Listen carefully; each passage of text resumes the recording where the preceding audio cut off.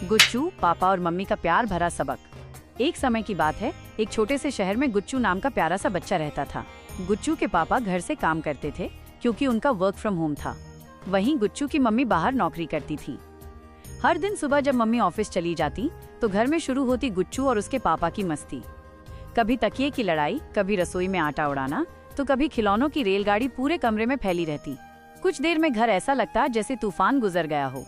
शाम को जब मम्मी लौटती और घर की हालत देखती तो गुस्से से लाल हो जाती। ये क्या हाल बना रखा है तुम दोनों ने? मम्मी रोज डांट देती। गुच्चू और पापा सिर झुकाए चुपचाप खड़े रहते।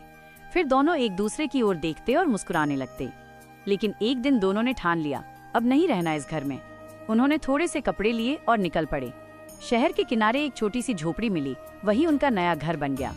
अब गुच्चू सुबह कुएं से पानी भरकर लाता और पापा लकड़ियों पर खाना बनाते।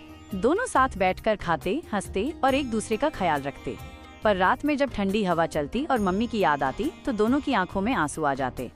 उधर जब मम्मी घर पहुंची और दोनों को ना पाया तो उनका दिल भर आया।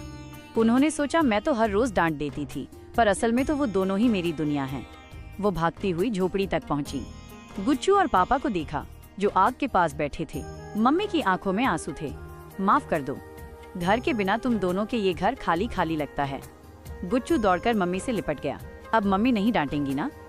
मम्मी ने मुस्कुराते हुए कहा, नहीं, बस थोड़ा सा साफ सफाई कर देना, फिर जितनी मस्ती करनी है कर लेना। फिर तीनों साथ घर लौट आए। उस दिन के बाद से घर में ना डांट थी, ना उदासी, बस प्यार, हंसी और थोड़ी सी मस्ती थी।